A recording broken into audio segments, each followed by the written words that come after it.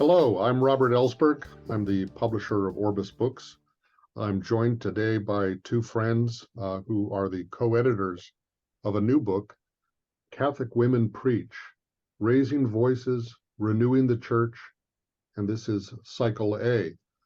These are Catholic women from all over the world, diverse experiences, offering reflections on the gospel, preaching homilies, following the readings for the liturgical year, that is to say all the Sundays and principal feast days, and in this case, following each of the 3 years of the liturgical cycle. We are currently in Cycle A, so this is this year's volume. The book is edited by Betty Ann Donnelly, Elizabeth Donnelly, and Russ Petrus. Both of them are lay Catholics with theological degrees. Russ is the co-director of Future Church. Betty Ann Donnelly is a former Maryknoll Lay Missioner. She served on the boards of many groups such as Bread for the World and the Ignatian Solidarity Network. I wonder if I could just ask you, first of all, to describe a little better than I did what this book is and where it came from. Either of you. Robert, thank you so much for having us. This book is a reflection of the Catholic Women Preach website, which Russ and I and other colleagues at Future Church launched in Advent of 2016. So we have almost 400 homilies now fully accessible on the website. And so at Robert's encouragement, what we did, we had 2 cycles of Year A homilies on the website, and we chose which of the 2 was stronger for each Sunday and Holy Day of Obligation. And we compiled them, as you said, to accompany people through the liturgical year. And the book is introduced with a very powerful foreword by Sister Barbara Reed, the president of the Catholic Theological Union, about the clear historical record that women preached in the New Testament and throughout church history. What was the idea behind launching this series online and then, now in book form? Why do we need a book like this? Yeah, there's been a growing movement towards this for many years. I know Future Church, the organization I work for a long time, even before Catholic Women Preach, had Mary Magdalene celebrations each July 22nd. Of course, Mary Magdalene is the first who is commissioned by Jesus to go and literally preach the good news of Easter. And so we would have hundreds of women from the Cleveland area, where Future Church is headquartered, attend these special liturgies, and women would preach at them. And for the first time in many of these women's lives, they were seeing themselves reflected, not only at the ambo, but also in the preaching, in the stories that were being shared, in the lives that were being broken open, and the way the scriptures were being opened for them. And so we at Future Church discerned a need for this to be a broader effort, to go beyond just what we were able to do through Future Church. And so we were already working on some way of institutionalizing these homilies, which we were calling at that time unheard homilies. And then we discovered that Betty Ann was also working on a very similar project. And so we thought it would be nice to combine forces and really put both of our energies into it. And we've been overwhelmed by the response to Catholic Women Preach, and by the obvious hunger that it both makes manifest and helps to satisfy for folks out there in the church. I want to give a shout out to the fellows at the Woodstock Theological Center at Georgetown. In Advent of 2011, they felt that women's voices were not being heard. And so they asked 4 of us, they filmed, the wonderful documentary filmmakers, Frank and Mary Frost, filmed 4 of us preaching on the Sunday readings for Advent in Copley Crypt Chapel. And they put them out on Vimeo. So they got limited circulation, but a lot of positive feedback from the Woodstock community. And so it was with that experience in mind that I thought, it just hit me a year or two later. We've got to put it, people have to see women preach, not just read their preaching. But so many Catholics have never seen a woman preach. Mhm. And it took me a while to find out with whom to partner. But as Russ said, I was just so excited that the people at Future Church also wanted to do this, and we joined forces. And it's been a terrific collaboration. Mhm. Of course, many Christians of other churches, denominations, have the experience of hearing women preach in church. Catholics don't have that experience, since preaching is confined just to the ordained clergy, deacons or priests. So this really that means they're not hearing these voices, but there are also a lot of voices that are not being heard. And it was really impressive, the kind of range of people that you were able to invite and who responded to that invitation, because they include people with extraordinary experience in leadership in the church and theological education and competence, people who actually teach homiletics, but are not permitted to speak in church themselves or preach. Could you talk a little bit about, not just including these voices, but what kind of perspectives do you think that brings to the experience of liturgy and our reception of the word? One of the very interesting, I think, happy coincidences that we had actually just this past Advent was that Colleen Donnelly, who some of you may know works for America Media, was in the last month of her pregnancy preaching on the readings for the fourth Sunday of Advent, where the angel appears to Joseph in a dream, because he's thinking about sort of quietly leaving Mary. And so she was able to preach from her perspective as a woman in these final stages of pregnancy, what complications and trials and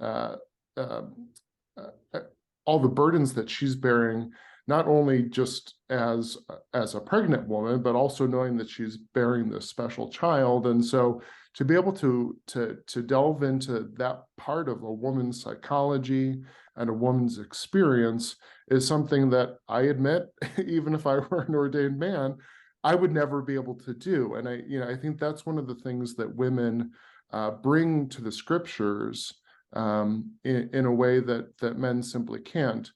But of course, as you remark, Robert, there are so many women out there who are doing phenomenal things in the church. In fact, 80% of the church's workforce is women. Yes.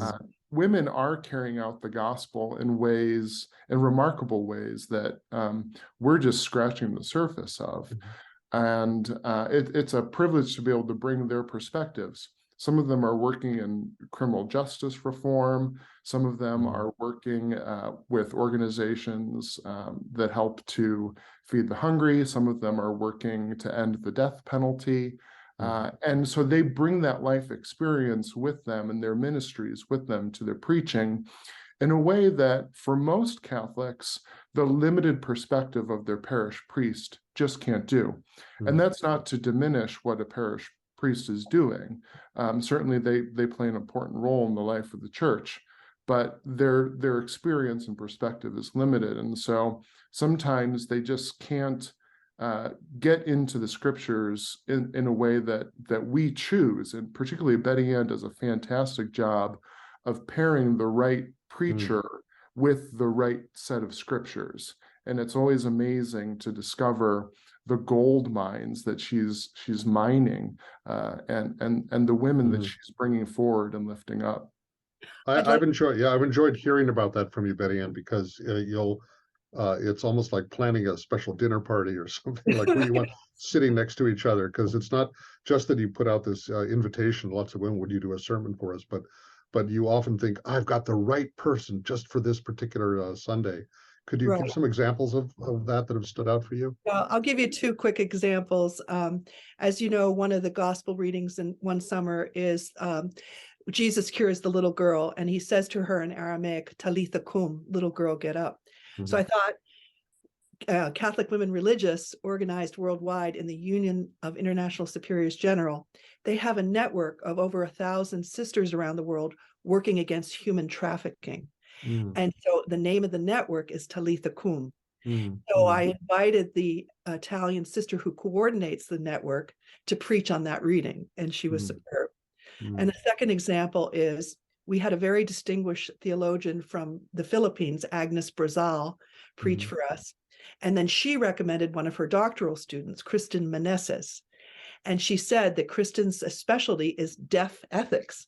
So of course I asked her to preach on the reading of Jesus curing the deaf man. But she said, you know, a lot of people, very interesting take, a lot of people in the deaf community don't feel that they need to be healed, but rather Jesus was calling us ephatha, be open, listen.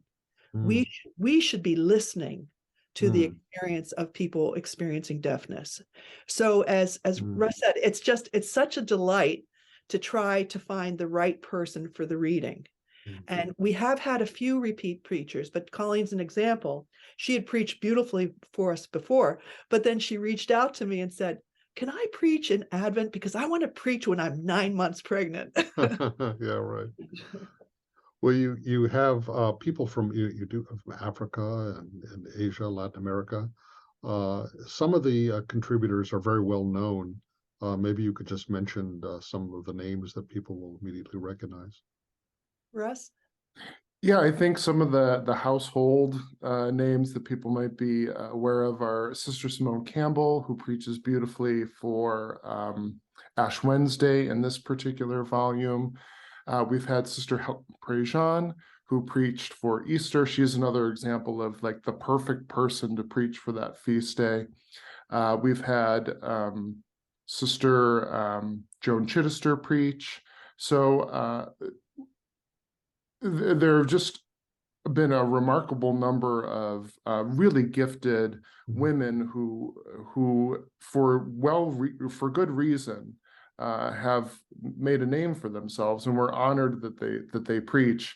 But we're also really fortunate and blessed by the unknown names, the people who don't otherwise have a platform, who haven't written books, aren't getting interviews on TV to get their message and their perspectives out.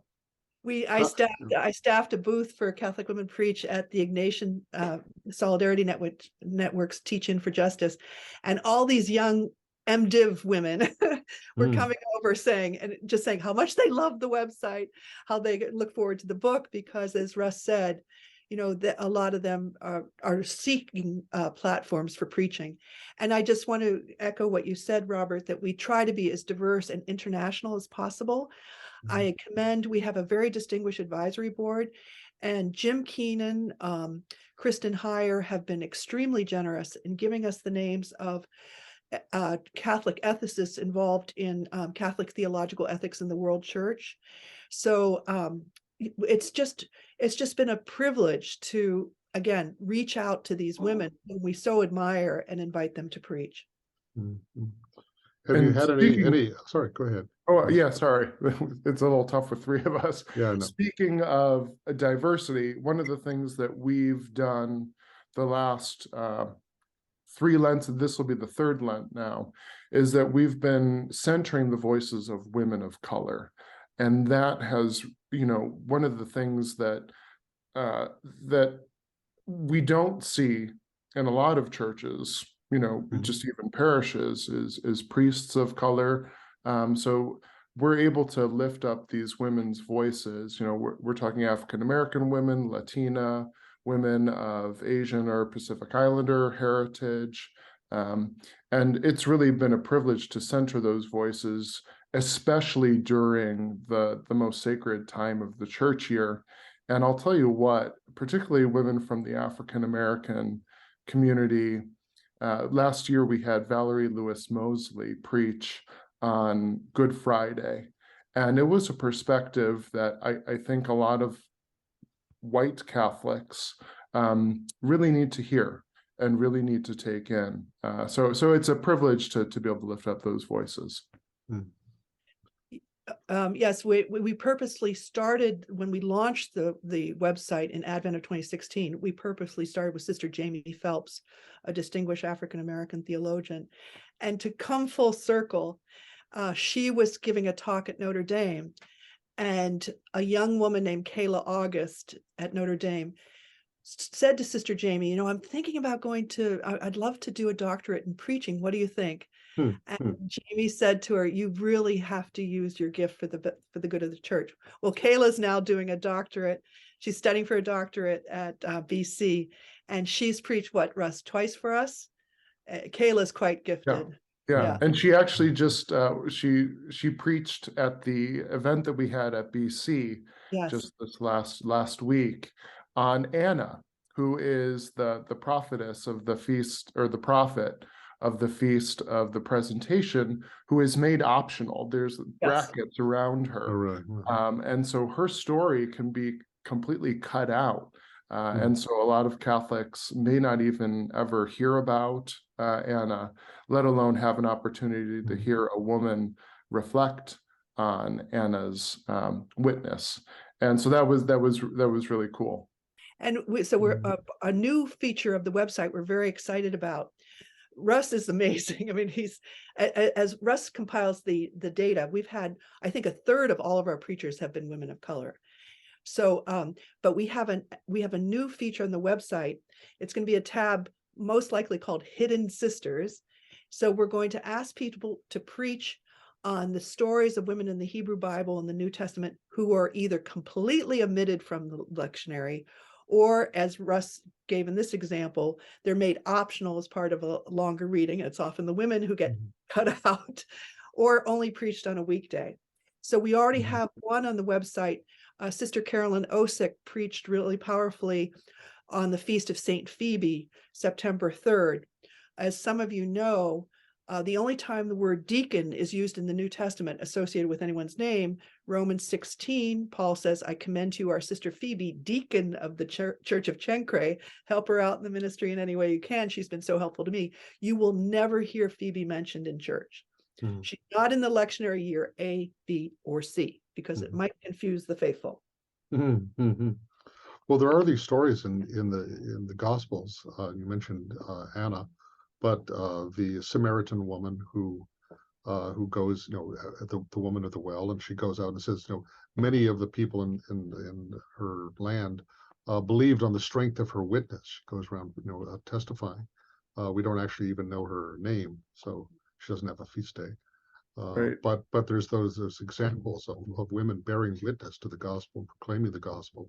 Of course, Mary Magdalene, you mentioned, and maybe we should hold up again. Tell us about this picture that appears on the cover of the book. Right. So the cover art, we are just so delighted that Laura James has lended her beautiful talents to this series. She's agreed to provide the cover art. This particular piece was commissioned by Rita Houlihan, who has preached for Catholic Women Preach and is a very strong advocate for reclaiming the true role that Mary Magdalene played in the early church. So this is actually from a series, and in this particular panel from the series, Mary has already been commissioned by Jesus to go and tell the others that Jesus is risen from the dead. And so this is her in the upper room preaching, proclaiming to the others that Jesus is alive, and explaining the revelation that he has given her. And next year we actually have for the year B volume, in another stroke of brilliant coincidence, beautiful coincidence, Laura James is again doing the art, but at this time it's going to be a piece of Mary proclaiming the Magnificat. And Cecilia Gonzalez Andreu, who is a theological esthetician or aesthetic theologian, she works on the theology of beauty, and she is actually writing the foreword, and so she addresses the cover art in the foreword, which is really beautiful to bring the whole package together. So we're so grateful to Orbis that Year B book will come out, we think, in September or October, just in time for another Year B to roll around. So once again, great Christmas gift, wonderful. So there eventually will be a 3-volume series of the best of Catholic women preach, and her art is absolutely stunning. Remind me again. So how long are these homilies when on the website? They're just a few minutes. So we ask people to keep it short. We have found, Russ looks at the data, the sweet spot is 5 to 7 minutes. And so these are 5 to 7 minute homilies. Should point out that, Pope Francis recently was speaking about homilies, which he said in most Catholic churches are a disaster. And he said they must not be longer than 10 minutes. So I think he'd be very happy with this book. I hope you can get it into his hands. The homilies here on the page are 3 or 4 pages long. You can read them quickly. They hold your attention. They give you something to think about all day and all week. And so I want to just thank you very much both for joining us today, and the amazing idea you had and the execution of this idea and the transition from a website to the printed page. I'm so glad that we brought out the first volume, which includes many Orbis authors, and look forward to, we're already starting to work on the next one for Cycle B. So thank you very much, and wish great success and great audience for this wonderful book. Thank you very much. Thank you, Robert. Thank you.